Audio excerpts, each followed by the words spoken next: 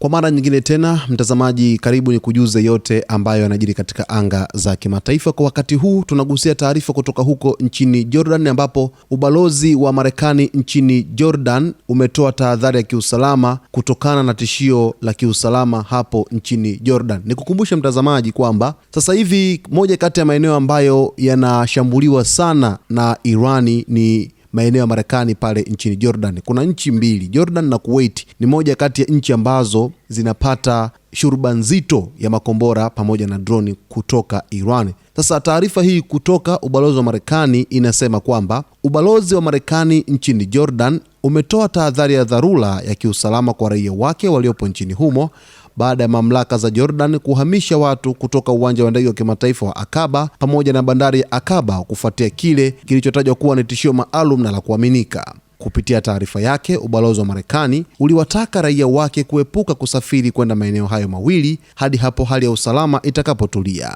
Pia uliwasihi kufuata kwa karibu maelekezo yote yanayotolewa na mamlaka za Jordan. Mbali na hilo, raia wa Marekani wameonywa kuepuka maeneo yenye uwepo wa kambi za kijeshi na vituo vya ulinzi kote nchini Jordan pamoja na kujiepusha na maandamano na mikusanyiko mikubwa ya watu.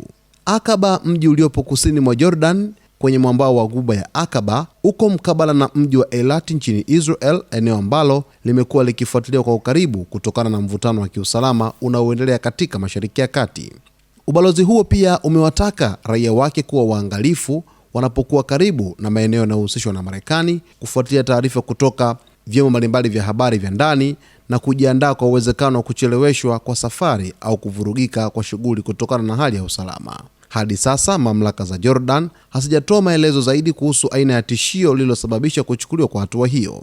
Kutokana na taarifa ya ubalozi wa Marekani nchini Jordan kuwasihi raia wake na raia wengine kuepukana na hayo maeneo mawili, yaani uwanja wa ndege wa kimataifa wa Aqaba pamoja na bandari ya Aqaba, ni kutokana na mfululizo wa mashambulizi ambayo yamekuwa yakifanywa na vikosi kutoka nchini Iran, ikiwa ni jibu dhidi ya tishio la Marekani. Leo hii ni siku ya Jumapili. Tangu Jumamosi kurudi nyuma kumekuwepo na mfululizo wa mashambulizi baina ya pande mbili, Marekani pamoja na Iran. Marekani akishambulia hasa maeneo kusini mwa Iran, akilenga miundombinu muhimu pale nchini Iran kwa kushambulia madaraja, lakini miundombinu ya reli pamoja na mitambo ya maji huko nchini Iran. Sasa Irani wao kama kawaida wanalenga kambi za kijeshi, lakini moja kati ya nchi ambazo zinashambuliwa sana ni Jordan pamoja na Kuwait. Sasa tahadhari imetolewa kuhusu uwanja wa ndege wa kimataifa wa Aqaba pamoja na bandari ya Aqaba, eneo ambalo lipo karibu kabisa na mji wa Eilat huko nchini Israel.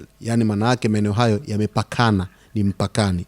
Basi kwa taarifa zaidi endelea kuungana nasi wakati wote kwa kusubscribe channel yetu, kulike, kucomment pamoja na kushare.